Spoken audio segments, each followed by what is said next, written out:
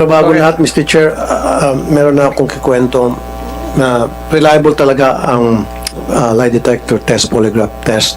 Depende kung sinong agency ang gumagawa. Of course, in this case, NBI, mas lalo pa para sa akin. Although pag meron akong kailangan ipa-polygraph test sa programa ko, Truth Verifier yung hire namin, which is also a very credible agency sa detector test. Ikikwento ko lang po, recently meron pong isang pamilya minasakar, yung misis pinatay ng tad-tad na saksak kasama yung kanyang dalawang anak. Okay, and then na-interview ko po yung mister. Sinabi niya na wala siyang kinalaman doon sa krimen. Bakit niya gagawin yon? Bakit niya papatayin yung kanyang nanay, ay yung kanyang misis at yung kanyang mga anak? Imamassacre niya. Hanggang sa yung mga police blanco, they don't know kung sino yung suspect.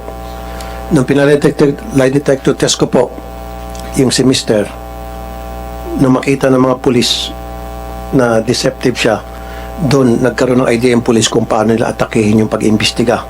So, ang ginawa ng mga police, pinariinak yung father nung padre de pamilya at doon nahuli siya. And because of the lie detector test, inamin ng kapulisan nang dahil po sa inyo, Mr. Tulfo, nung hinamon mo ng lie detector test si Mr. at pumayag, doon namin siya nakahon. Pero kung hindi dahil sa lie detector test, hindi namin siya makahon dahil sobrang kasinungalingan parang ginagawa nito. Kumbaga, matindi sa pagsisinungaling yung Mr. kasi palagi niya sinasabi, bakit ko imamasaker yung misis ko at dalawang anak ko? Why would I do that? Hindi pa naman ako sira ulo. Pero dahil sa lie detector test, nakahon siya. Now, having said that, ano sa palagay mo, pasado ka o hindi? Wala mo. Ako po yung nagsasabi ng totoo. Hindi Hindi nga, ang tanong ko lang, sa ko palagay alam. mo, ikaw ba'y pumasa o bumagsak? Yun lang sagutin mo. Basta po ang sa akin. Hindi nga, sagutin mo lang sa palagay mo, anong feeling mo? Feeling mo ba ikaw ay pumasa o bumagsak? Opo. Pumasa po. Pumasa. Tulfo, matanong ko lang, with your indulgence, nung po kayo ay sumailalim sa lie detector test, kasama po yung inyong mga abogado? Wala po. Si Attorney Mortel lang po ang nandoon. Attorney Mortel. So, wala yung abogado nyo sa loob? Wala po, Your Honor, Mr. Chair. Okay. Pero may abogado nandun, yung committee chairman, yung committee secretary. Papirma lang noon. Okay, go ahead, go ahead. And upon your request, kasi sa ngalan ng patas na paghihiring dito, di ba, ako naghamon sa inyo at hanggang sa pumayag kayong dalawa after consulting with your lawyers. And then, sabi ko, para maging patas, hinamon ko rin yung dalawa at pumayag yung dalawa. Tama? Maliwanag. Ikaw lang, tapos aakyat na ako. Lumilitaw dito na ikaw ay deceptive. Ikaw ay nagsisinungaling. Bumagsak ka. Tulfo, in the interest of fairness and in the presence of the Commission on Human Rights, the chairman is directing the committee secretary to furnish a copy of the polygraph results to the counsel of the Ruiz couple. Para alam niyo po yung pinag-uusapan.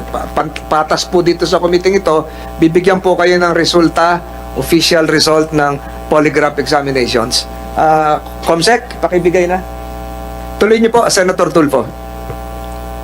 So, yung sinasabi kanina, nung pagpasok ko rito, ang dami tayong mga witnesses, ang dami natin pinag-usapan, pag ilang araw natin hearing, ang bottom line dito is, kung ikaw ba ay sinungaling o hindi, eto na yung end game para sa akin. Kaya akit na ako after this, hindi na ako atin sa masusunod na hearing because for me, nandun yung satisfaction ko to prove for me and to everybody here na ikaw ay from day one nagsisinungaling at tama lang na ikaw ay nakulong sa baba at ang gusto ko mamaya pati ito mga kulong.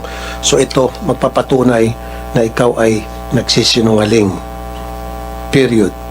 Nakwento ko na, dagdag ulit, medyo backtrack ulit.